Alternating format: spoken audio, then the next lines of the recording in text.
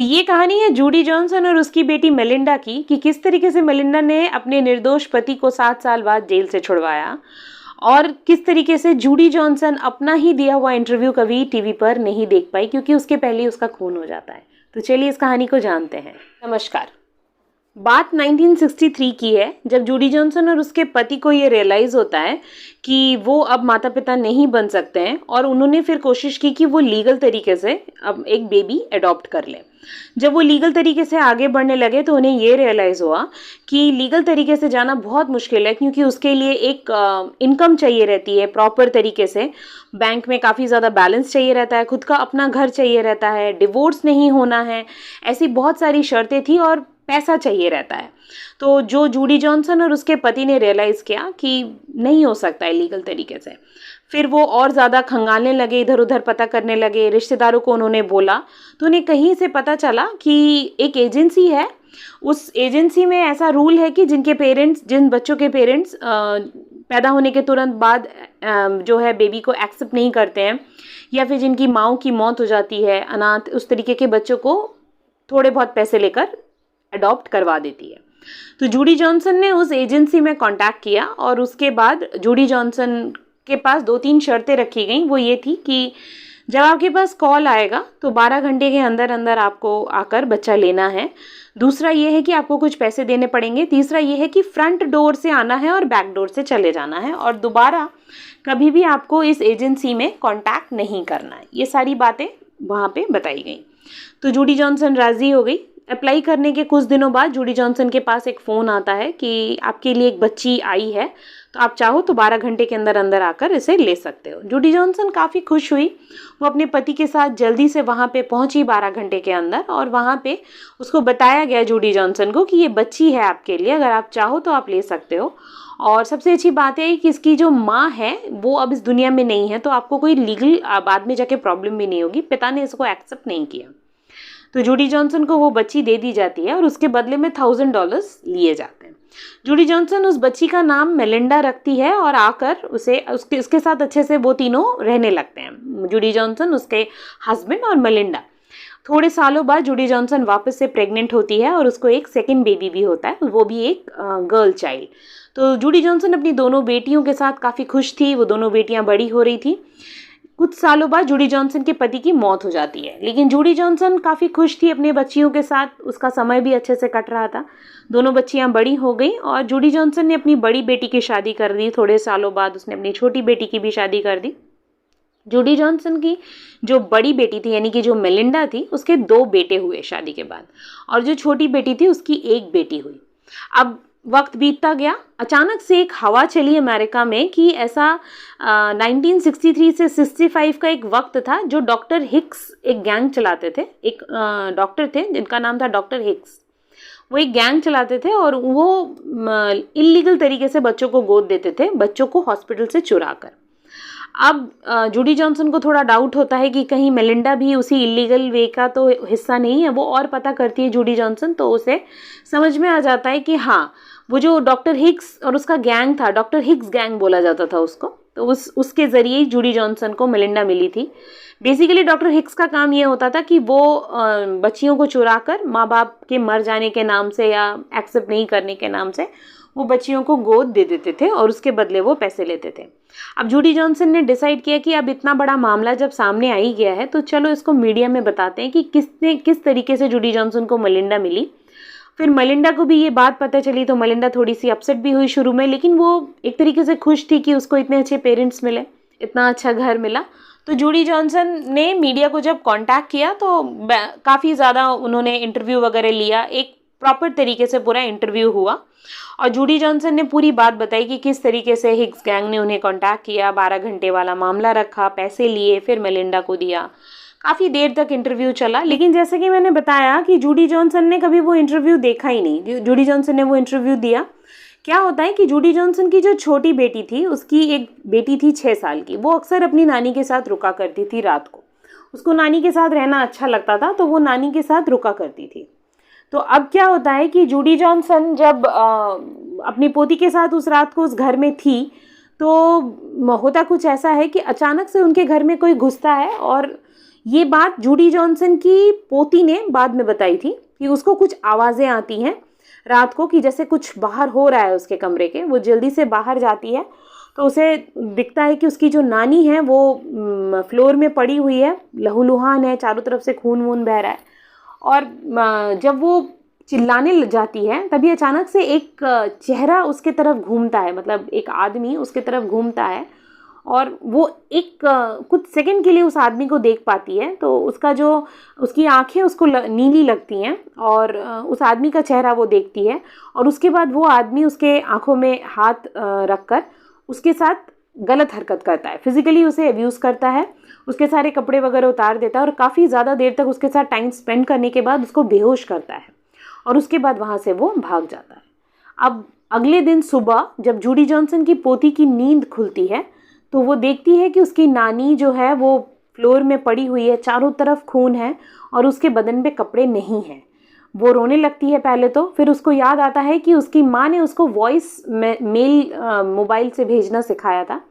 तो वो अपनी नानी का फ़ोन लेती है और उसके बाद वो एक अपनी फ्रेंड को मैसेज भेजती है कि मैं अपनी नानी के साथ हूँ, मेरी नानी को यहाँ कोई बहुत चोट पहुँचा के चला गया है, चारों तरफ खून है, जल्दी से मेरी मम्मी को लेकर यहाँ पे आ जाओ। वो अपनी फ्रेंड को मैसेज भेजती है वॉइस मेल। उसके बाद वो किसी तरीके से उसी हालत में बिना कपड़े पहने वो बाहर निकलती है। बाहर निकल के वो सीधे पहले पड़ोसी के यहाँ जाती है। पड़ोसी के यहाँ जाने के बाद वो दरवाज़ा खटखटाती है, बेल बजाती है। तो पड़ोसी दरवाज़ा खोलता है तो एक आदमी बाहर आता है। वो आदमी पूछता है कि भाई क्या हुआ है। तो वो बताती है कि किसी ने आकर मेरी नानी को चोट पहुंचा दी है बहुत, आप प्लीज़ चलो, मेरी मम्मी को बुला दो, बहुत मेरी हालत ख़राब है। अब वो आदमी ना पुलिस बुलाता है, ना वो कोई मदद के लिए आगे आता है, ना ही उसकी माँ को फ़ोन करता है। वो आदमी बोलता है तुम यहीं रुको, मैं आता हूँ। फिर वो आदमी अंदर चला जाता है। इस तरीके से 45 मिनट गुजर जाते हैं लेकिन कोई नहीं आता। जब तक वो आदमी बाहर आता है तब तक वो जो बच्ची थी उसकी मम्मी आ जाती है, उसके पापा आ जाते हैं और जल्दी से उसको नानी के पास लेकर जाते हैं। लेकिन जब तक उसकी नानी को उठाकर हॉस्पिटल ले जाते हैं, डॉक्टर कहते हैं कि शी इज़ नो मोर। अब उसकी नानी की हालत बहुत ज़्यादा ख़राब की गई थी, जबड़े वगैरह तोड़ दिए गए थे, सर फोड़ दिया गया था, आँखों में चोट पहुँचाई गई थी और बच्ची के साथ तो दुर्व्यवहार हुआ ही था, ये तो मैंने बता ही दिया। अब पुलिस आ जाती है। पुलिस पूछती है कि बच्ची को कि तुमने क्या देखा था रात को। तो वो बहुत अपने दिमाग में ज़ोर डालती है और कहती है कि मैंने एक नीली आँखों वाला किसी आदमी को देखा था, मुझे ऐसा लगता है कि वो अंकल हैं हमारे। अब अंकल से उस बच्ची का क्या मतलब था? वो था कि जो मेलिंडा यानी कि जूडी जॉनसन की जो बड़ी बेटी थी उसके हस्बैंड। वो बच्ची इंडिकेट करती है कि शायद अंकल थे। अब ये सुनकर पूरी फैमिली जो है वो शॉक्ड हो जाती है कि ऐसा कैसे, मतलब पुलिस पहुंचती है, तुरंत एक्शन में आ जाती है। पुलिस को लगता है केस सॉल्व हो गया। वो अंकल को वहाँ से जूडी जॉनसन के दामाद को उठाती है और वो दामाद पूछ रहा है कि मुझे किस लिए क्या किया है मैंने, बताइए। लेकिन बोला जाता है कि ऐसे ऐसी हरकत हुई है और उस बच्ची ने आपका नाम लिया है। तो वो दामाद जूडी जॉनसन का बोलता है कि वो बच्ची है, आप उसकी बातों में कैसे आ सकते हो, और वो तो मेरी भी बच्ची जैसी है, मैं उसके साथ क्यों करूँगा ऐसा, और मैं तो घर पे ही हूँ कल रात से। लेकिन उसकी बात कोई नहीं मानता। अब वो जो है बच्ची, पुलिस जो है उस दामाद को उठाकर लेकर चली जाती है। अब वहाँ पे डीएनए सैंपल वगैरह कलेक्ट किए जाते हैं, सब कुछ होता है। लेकिन कोइंसिडेंटली एक भी डीएनए सैंपल, एक भी फिंगरप्रिंट, कुछ भी जो जूडी जॉनसन का जो दामाद जिसको गिरफ्तार किया गया था यानी मेलिंडा के पति के साथ मैच नहीं करता है। अब पुलिस असमंजस में, क्या किया जाए, क्योंकि डीएनए तो मैच कर नहीं रहा है, मतलब ये साबित नहीं हो रहा है कि उस रात दामाद वहाँ पे गया था। लेकिन यहाँ पे आई विटनेस है, अब वो उसने सीधे सीधे नाम लिया है तो उस आई विटनेस की बात भी नहीं हम काट सकते हैं। तो एट द एंड उसको जूडी जॉनसन के दामाद को गिरफ्तार कर लिया जाता है। कोर्ट में केस चलता है और उसको जो है लाइफ टाइम इम्प्रिजनमेंट का सज़ा सुना दी जाती है। लाइफ टाइम इम्प्रिजन मतलब बहुत, जब तक बुढ़ा नहीं हो जाता तब तक वो बाहर नहीं आ पाएगा। अब मेलिंडा इन सब चीज़ों में बड़ी परेशान, मेलिंडा को लगता है कि उसको पक्का यकीन था कि उसका पति ऐसा कुछ नहीं कर सकता। तो वो अपने पति से मिलने जाती है जेल में और पूछती है कि क्या तुम मुझे सच बताओ, अब तो तुम्हें जेल भी हो गई है तो तुम मुझे सच बताओ कि क्या तुमने ऐसा कुछ किया है, एकदम सीधे सीधे बताओ।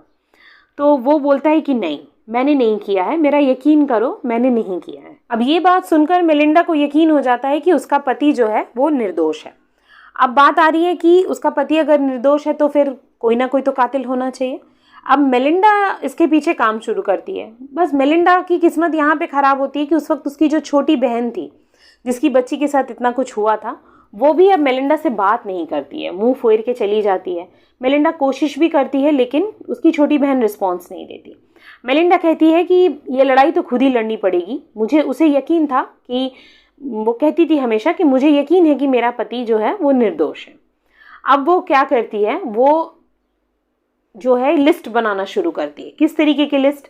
उसके घर में कौन कौन आता था, उसके जब माँ थी उसके साथ, उसकी माँ के साथ कौन कौन दुर्व्यवहार करता था, कौन कौन पसंद नहीं करता था उसकी माँ को बचपन से, मतलब क्या क्या उसने सब कुछ, उसने एक लिस्ट बनाती है रिश्तेदारों की, फ्रेंड्स की एक लिस्ट बनाती है और उसे शॉर्ट लिस्ट करती है उसे। तो 2-4 महीने इस पे काम करने के बाद वो नोटिस करती है कि 12 लोग उसकी लिस्ट में हैं।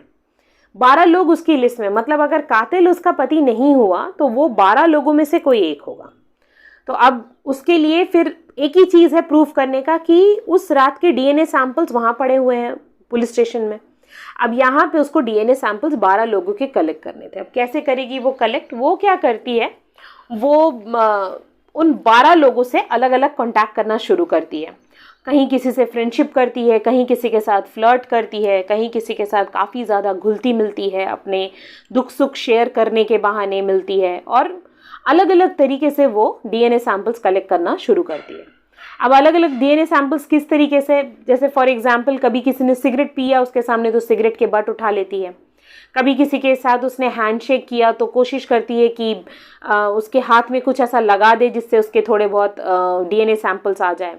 या फिर कभी किसी को चिट्ठी भेजती है तो कोई थूक से उस वक्त चिट्ठी चिपकाई जाती थी सलाइवा से, इस तरीके से करके। तो वो कोशिश करती है कि किसी के वहाँ से उसको कोई लेटर आ जाए तो थूक के सैंपल्स मिल जाएंगे। तो इस तरीके से कोशिश कर करके, लेकिन अब मेलिंडा थी नॉन टेक्निकल, मेलिंडा को नहीं पता था कि ये जो डीएनए सैंपल्स इन्हें प्रोटेक्ट कैसे करना है। तो उसके दिमाग में एक बात आती है कि कोई भी चीज़ प्रोटेक्ट करने के लिए हम अपने घर में डीप फ्रिज का यूज़ करते हैं, फ्रीज़र का, जहाँ बर्फ़ जमता है। तो मेलिंडा वो सारे सैंपल्स उठाकर डीप फ्रिज में रखते जाती है। धीरे धीरे उसका जो फ्रिज का जो ऊपर वाला हिस्सा है, डीप फ्रिज है जहाँ बर्फ़ जमती है, वो पूरा एक छोटा सा लैबोरेटरी बन गया था, क्योंकि उसने ढेर सैंपल कलेक्ट किए थे। एक एक आदमी के ही, उसने 12 लोग थे, उसने एक एक आदमी के 4-4, 5-5 सैंपल्स अलग अलग तरीके से कलेक्ट किए थे ताकि उससे कभी कोई चूक ना हो। कि इतना करने के बाद अब बारी आती है डीएनए किस तरीके से चेक कराया जाए, क्योंकि पुलिस वाले उसको अलाउ करेंगे नहीं। फिर क्या किया जाए? तो वो उसकी एक फ्रेंड थी, उसको सजेशन देती है मेलिंडा को कि तुम एक काम करो, तुम एक डिटेक्टिव हायर कर लो, वो हेल्प कर सकता है कि इन डीएनए सैंपल्स को चेक करने में। वो वैसा ही करती है, वो एक डिटेक्टिव हायर करती है और वो जो है डिटेक्टिव जो है वो मदद करता है उसको डीएनए चेक करने के लिए। तो एक तरफ डीएनए की चेकिंग धीरे धीरे शुरू होती है, काफ़ी खर्चा भी होता है, मेलिंडा पैसे जुगाड़ती है, और एक तरफ डिटेक्टिव कहता है कि ये जो सारा चीज़ है ये करते करते मेलिंडा को करीब करीब 5 से 6 साल लग गए थे। मतलब अब जो वो बच्ची 6 साल की थे वो 12 साल की हो गई। तो डिटेक्टिव जब वो हायर करती है तो वो कहता है कि बहुत पुराना केस है, एक बार आप उस बच्ची से बात करो, वो बच्ची तो बड़ी हो गई है। तो मेलिंडा डिसाइड करती है कि अब उसकी बहन से वो बात करेगी, उसको कन्विंस करेगी। तो मेलिंडा का अगला जो मिशन होता है वो ये होता है कि अपनी बहन को कन्विंस करना। वो जाती है, माफ़ी मांगती है, बहुत समझाने की कोशिश करती है। तो धीरे धीरे उसकी छोटी बहन को भी रियलाइज़ होता है कि भाई ठीक है, माफ़ कर देते हैं, बहन ही तो है, जो भी उसके पति ने किया उसको सज़ा भी मिल रही है तो माफ़ कर देते हैं। अब मेलिंडा अपनी बहन और अपनी मतलब बहन की बेटी के साथ ठीक से रहना, घूमना फिरना शुरू कर देते हैं। अब एक दिन मौका देखकर मेलिंडा पूछती है कि अपनी भतीजी से, मतलब अपनी भांजी से, मौसी हुई मेलिंडा उसकी, तो भांजी से कि तुमको कुछ याद है उस रात के बारे में, थोड़ा याद करके बताओ कि क्या सच में वो तुम्हारे अंकल थे। अब वो बच्ची थोड़ी बड़ी हो गई है, उसको कुछ कुछ चीज़ें अभी भी याद हैं, तो वो याद करके बोलती है कि अब मैं जब सोचती हूँ तो मुझे लगता है कि उस आदमी की आंखें नीली नहीं थी, उस आदमी की आंखें नीली नहीं थी, और वो शायद अंकल नहीं थे। अंकल जो भी, अंकल का नाम चेज था, अंकल चेज नहीं थे। अब ये सुनकर मेलिंडा एकदम शॉक्ड, हैप्पी, सब कुछ उसके दिमाग में अब आ रहा है कि शायद उसके पति को वो निकाल लेगी। 5-6 साल बीत चुके हैं, बहुत बड़ी बात होती है। तो अब वो अपनी बहन से बात करती है, कन्विंस करती है अपनी बहन को कि प्लीज़ एक बार कोर्ट में चलकर बोल दो तो शायद एक निर्दोष आदमी बच जाए। तो उसकी बहन राज़ी हो जाती है, अपनी बेटी के साथ वो कोर्ट में जाती है और कोर्ट केस खुलवाने की जो ये लोग एक रजिस्ट्री मतलब वो दायर करते हैं, याचिका दायर करते हैं। लेकिन कोर्ट में जो अगेंस्ट का वकील था वो ये कहता है कि अब बच्ची बड़ी हो गई, अब मैनिपुलेट की जा सकती है। तो मेलिंडा ने ज़रूर बच्ची को मैनिपुलेट किया है ताकि घर का बंदा घर में लौट आए और उसको सज़ा ना मिले। तो ये केस रीओपन कराने का कोई मतलब नहीं बनता। कोर्ट को भी ये बात सच लगती है। तो कोर्ट कहते हैं कि नहीं, अब ये केस रीओपन नहीं हो सकता है, उसको सज़ा मिली है, उसको सज़ा चलने देते हैं। अब मेलिंडा के लिए सारे दरवाजे बंद हो गए, लेकिन एक तरफ वो डीएनए की टेस्टिंग चल रही है। 6 महीने और बीत जाते हैं, डीएनए के टेस्ट हो जाते हैं, लेकिन एक भी डीएनए उस रात के डीएनए से मैच नहीं करता। मेलिंडा के लिए दूसरा रास्ता भी बंद हो गया। मेलिंडा को लगता है कि ना केस रीओपन हो रहा है ना कुछ, शायद मैं अपने पति को नहीं छुड़ा पाऊंगी। अब एक दिन वो बस से लौट रही होती है तो उसके बस में जो बगल में एक आदमी बैठा था वो पेपर पढ़ रहा होता है। तो पेपर में एक आदमी की फ़ोटो छपी थी और उसके नीचे लिखा हुआ था कि बच्चों के साथ गलत हरकत करने वाला वापस से गिरफ्तार। तो अब मेलिंडा उस आदमी को बहुत ध्यान से देखती है तो मेलिंडा को लगता है कि आदमी को उसने कहीं देखा हुआ है। उस आदमी का नाम होता है अल्मर्न। अब मेलिंडा को याद आता है कि अल्मर्न जो है वो उस जूडी जॉनसन यानी कि उसकी माँ का नेबर हुआ करता था जब उसकी माँ की मौत हुई थी। अल्मर्न के पास ही पहली बार बच्ची गई थी मदद मांगने, जो वो 45 मिनट तक बाहर नहीं आया था। अब अल्मर्न को लगता है कि मेलिंडा को लगता है कि क्या अल्मर्न का कोई रिश्ता हो सकता है जूडी जॉनसन की मौत के साथ। अब वो अल्मर्न के खिलाफ जितने डॉक्यूमेंट्स थे वो पुलिस में एक सांठगांठ बिठाती है और निकलवाती है अंदर के डॉक्यूमेंट्स। अल्मर्न को बहुत बार अलग अलग चीज़ों के लिए गिरफ्तार किया गया है, लेकिन उसका मैक्सिमम क्राइम होता था बच्चों के साथ गलत रिलेशन बनाने का। तो ये उसकी एक आदत थी, बुरी आदत थी कि वो हमेशा बच्चों के साथ ही रिलेशन बनाता था, तो वो भी लड़कियों के साथ। तो अब जब अल्मर्न को गिरफ्तार किया गया था, जूडी जॉनसन की मौत के 3 हफ्ते बाद अल्मर्न को गिरफ्तार किया गया था किसी और रीज़न की वजह से। जब अल्मर्न को गिरफ्तार किया गया तो अल्मर्न ने अंदर जाकर पुलिस से एक सवाल पूछा था। ये पुलिस की डॉक्यूमेंट में पहली लाइन में लिखा मिला था मेलिंडा को कि कहीं मुझे जूडी जॉनसन की मौत के लिए तो गिरफ्तार नहीं कर रहे हो। इतनी बड़ी बात जो है वो पुलिस ने सुनी भी, लेकिन उन्होंने इस चीज़ को इग्नोर कर दिया। वहीं पे अल्मर्न ने आधी से ज़्यादा चीज़ें बोल दी थी कि वो कैसे जानता है जूडी जॉनसन को, और उसकी मौत के लिए जब एक आदमी गिरफ्तार हो चुका है। ये बात न्यूज़पेपर में भी आई थी कि दामाद ने ही अपनी सास को मार दिया। तो अल्मर्न को ये क्यों लगा कि उसको गिरफ्तार किया गया, लेकिन पुलिस ने इस बात को इग्नोर कर दिया। अब मेलिंडा को लगता है कि अल्मर्न का हाथ है इसमें। तो अब वो जाती है जेल में अपने पति से मिलने और वो कहती है कि तुम्हारे जेल में तो एक अल्मर्न नाम का आदमी मतलब तुम्हारे साथ है। तो उसका पति कहता है, चेज हाँ मुझे पता है, वो कुछ दिन पहले ही आया है, उसकी गिरफ्तारी हुई है, कुछ दिन पहले हुआ है, वो आता जाता रहता है। तो मेलिंडा ने कहा कि मेरी बस इतनी मदद कर दो कि तुम मुझे किसी तरीके से अल्मर्न का डीएनए सैंपल ला के दो। बेस्ट जो तरीका है वो है सिगरेट का एक बट ला के दे दो। तो उसका पति कहता है ठीक है, मैं कोशिश करता हूँ। अब अगले कुछ हफ्ते बीत जाते हैं जब अल्मर्न के साथ जो चेज है वो दोस्ती करता है, उसके साथ बैठता है, सिगरेट विगरेट पीता है। तो इसके बाद एक दिन सिगरेट वो जो है सब सिगरेट पी रहे होते हैं, तो अल्मर्न का सिगरेट का बट जो है वो चुरा लेता है चेज। अब वो बाइबल के अंदर उसे छुपा देता है। अब वो एक दिन मेलिंडा अपने लॉयर को भेजती है और बाइबल के अंदर से वो सिगरेट का बट पहुंच जाता है वकील के थ्रू मेलिंडा के पास। अब मेलिंडा उस सिगरेट के बट को दे देती है टेस्ट के लिए। अब कुछ हफ्तों बाद जब टेस्ट के रिपोर्ट आ जाते हैं तो जो उस रात जूडी जॉनसन के उधर जो डीएनए के सैंपल्स मिले थे उससे उस सिगरेट का डीएनए का सैंपल जो है वो लगभग 100% मतलब 99.99% मैच हो जाता है। अब मेलिंडा सारे सबूतों के साथ पहुंचती है कोर्ट और वहां जाके सब कुछ वो पेश करती है। अब कोर्ट को भी अपनी गलती का एहसास होता है और वो माफ़ी मांगता है। तुरंत चेज को जो है आज़ाद किया जाता है और वहीं पे जो अल्मर्न था उसको ही सज़ा बढ़ा दी जाती है।